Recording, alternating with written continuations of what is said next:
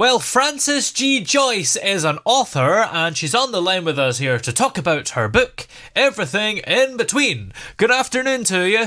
Good afternoon. So, what was the inspiration behind this book, Everything in Between? Well, I had this idea for some years about loss, and I couldn't really figure out how to write about it. And then in 2021, I lost my youngest son, and later that year, I lost my mother. And I had some personal issues, health issues. So there was a lot of loss and grief in my life, and I needed to find a way to channel it.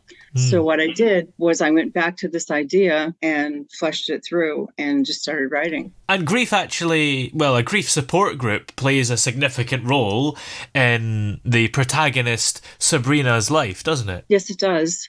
And I met a brilliant woman named Lillian Myers, who had a grief support group. She had lost her son at 17. He was in a car accident.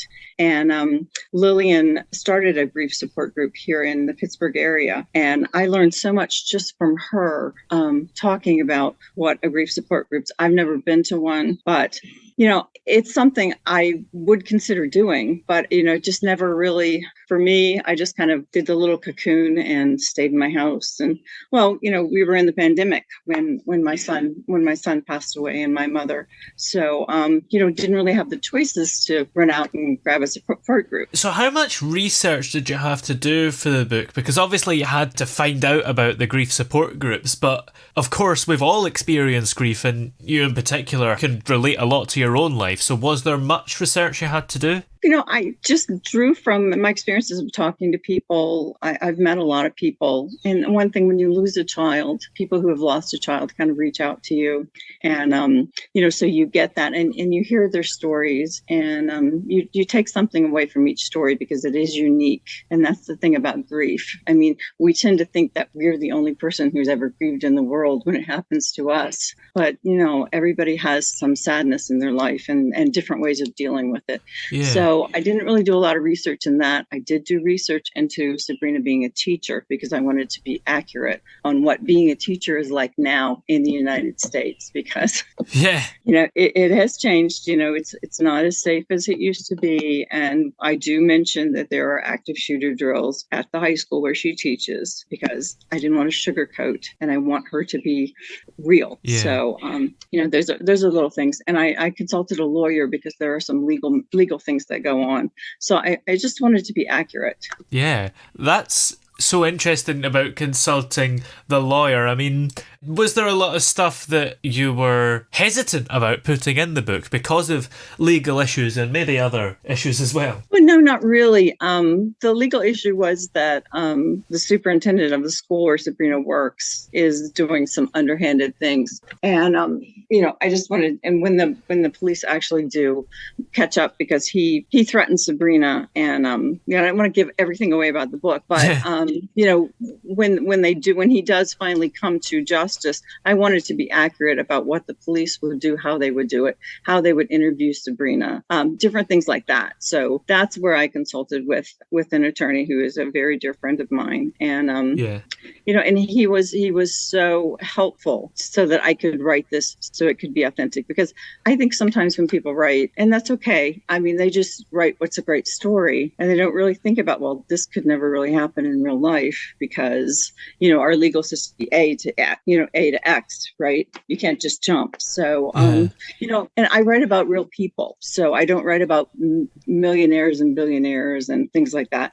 Not that they're not real people, but I write about everyday people like me that have mortgages to pay and jobs to go to, and, that they have a different set of worries than a billionaire has. And you mentioned that when you're grieving, you can sometimes feel like you're the only person in the world who's grieving. So I suppose that's the important thing about a grief support group. You realise that you're not alone. Right.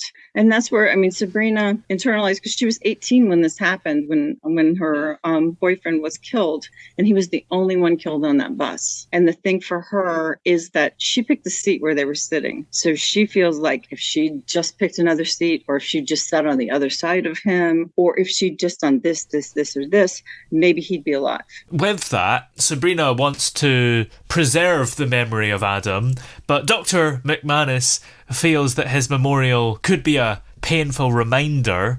So how does the conflict between them drive the narrative? It makes Sabrina face some issues that, she's been living, she's teaching at the same high school they went to, she's doing all the same things that they had planned. And all of a sudden, when his memorial is going to be taken away, it's kind of a stark reminder that he's not there anymore. I mean, she can walk down the halls, look at his locker, and do all the remembering she wants to do. But, it's just a kind of a slap to her face that, hey, he's not here and he's going to be forgotten. And she doesn't want that. So, she devises a way to honor his memory and gets help from her friend, Steve, who was also on the bus and was also Adam's best friend. So they decide that, they're going to do something special to keep his memory alive. So she's moving forward finally with that and doing something, which she'd never done before. She'd just always been in this little cocoon. So Dr. McManus, in a way, though he's an underhanded slimeball, he he did her a favor because he kind of got the jump start going that she needed to do to heal. And then, her coworker, Clay, who makes her go to the grief support group after he found her sleeping at Adam's grave, he helps too. And they develop a relationship. And so, she just doesn't do it alone. She just doesn't wake up one day and decide, hey, I'm going to fix this because I've been, I spent 9 years spinning my wheels. So she has help along the way and she finally learns to accept it. And that's a big thing because you always have help, but if you do, take it. Yeah. And what kind of help? Because there are also people who are looking at you when you're grieving and they're looking at their watch and they're kind of timing you. Yeah. To say, okay, well, it's been so many days, it's been so many weeks, so many months. Shouldn't you be over this by now? But grief doesn't work that way. And how do you take the help? Because maybe it's actually hard for some people to do that. Absolutely. Sabrina's mad at first. She's mad at Clay. She doesn't want to be at the grief support group, but she realizes that if people find out she sleeps, she occasionally will sleep at her, her boyfriend's grave. She's a teacher. How many parents would want their children taught? This is a high school taught by a woman who sleeps in a cemetery. So yeah, she's kind of caught. She kind of has to accept the help that she doesn't want, and she fights it. She resists it, and eventually we do that. It's part of the stages of grief. We talk about, the 5 stages of grief. Everybody talks about them and everything, but I think they're true. But the thing is, they're not linear. So, you have denial, anger, bargaining, depression, and acceptance. Well, you can go through all that stuff, but, it pops up again and again. Sometimes you're in denial. Sometimes you're angry. Sometimes you think you've accepted it, and then you hear a song on the radio, or you see a place that you used to go with this person, or I watch a movie and I think my son would have loved this, or my son would have hated this. And we used to talk because he had a long illness. So we spent a lot of time together because he was bedridden for the last couple of years of his life. So we became very close, and we shared music. We shared all kinds of just terrific things. And it was great, his perspective versus mine, and I'll see something or hear something and I'll turn my head to tell him because I was always beside him and he's not there. And you have to deal with that. It doesn't matter where you are. And when my mom died, my brother was in a restaurant with his daughter, and he started to cry because it was my mom's favorite restaurant.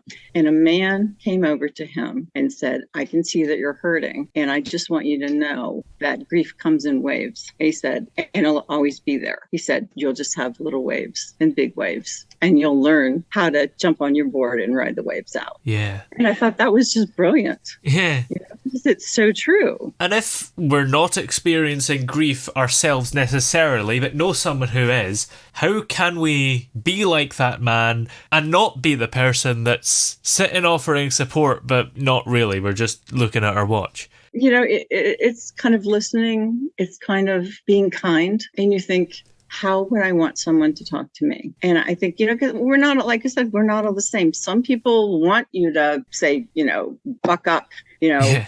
this is what you need to do or whatever, so there's no one perfect solution. There's no one right answer. And I think that's one of the things that I tried to hit on in my book when I talked about the different characters of the grief support group, because they all lost people in different ways. They were all in different life situations.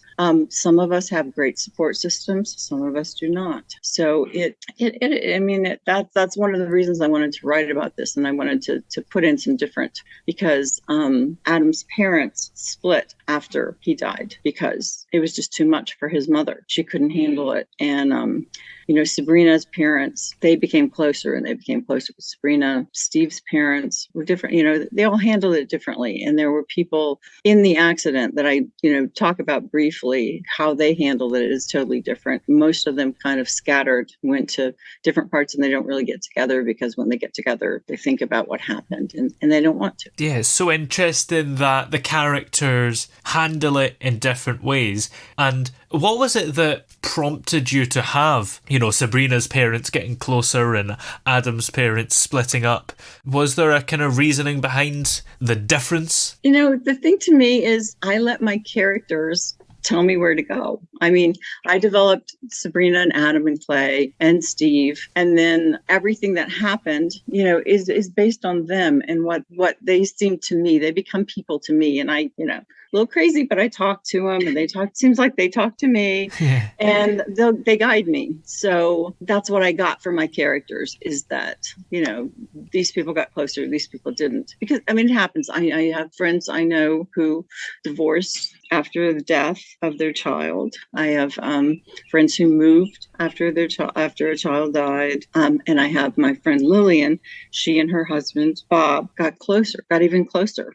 They had 5 children. He was the youngest of their 5 children, and they actually got so close. And they both, would chair the grief support meetings and everything. And they were fantastic people. When I met Lillian, she was almost 80 years old, and she had such wisdom, and she still cried. He passed in 1978. He would have been just a few years younger than me. So I really connected with Lillian because my son was sick, and I knew my son. We were told that my son wouldn't live to be 18. He wouldn't get out of his teens, and he was 28 when he passed away. So for 10 years, we were waiting for the other shoe to drop. And there was a part of us that kept saying, okay, well, maybe we beat this. Maybe, he's going to be fine. Maybe they're going to find a cure. Maybe they're going to do this. Maybe they're going to do that. But it didn't happen. But people like Lillian got me through to where, when we did lose him, I could tell. And I got divorced during his illness. So, marriages don't always stay together. And there are stresses, loss and grief, and just people handling grief in totally different ways. And, it can split up a marriage. Out of interest, why is the book actually called Everything in Between? Because the first line is cradle to the grave. We were meant to be together until we weren't. So they were born on the same day. They grew up together across the street from each other. And he died. She didn't, but they were together when it happened. So they got the cradle, they got the grave. Everything in between stopped when he died. So she realizes when she sees a man at the grief support group whose wife died after 40 years. And she's thinking, I want to be empathetic for him, but I'm just so jealous that he got to spend 40 years, having fights, making up, having children, having a life. And we didn't get to have that. And she's mad at people who did get to have that in a way that she understands is childish and it's not appropriate, but she can't help it. Yeah. So that's the everything in between. And does she ever get over that? Absolutely, she does. And, Clay helps her. And because Clay's dealing with his own loss. Clay's sister drowned when she was 15. He was home from college. He was supposed to be, taking care of her. And he let her go to a friend's house because he had plans with friends of his own. And there was a party at the house. And she got drunk and she fell in the pool. And nobody noticed and she drowned. So, he feels guilty. He has a lot of guilt. He understands the system of guilt. And that's the one thing about the two of them is they understand guilt. Yeah. And they help each other, get past that. So she helps him, he helps her. Now, are you working on any more books at the moment? I am. I'm working on a new book.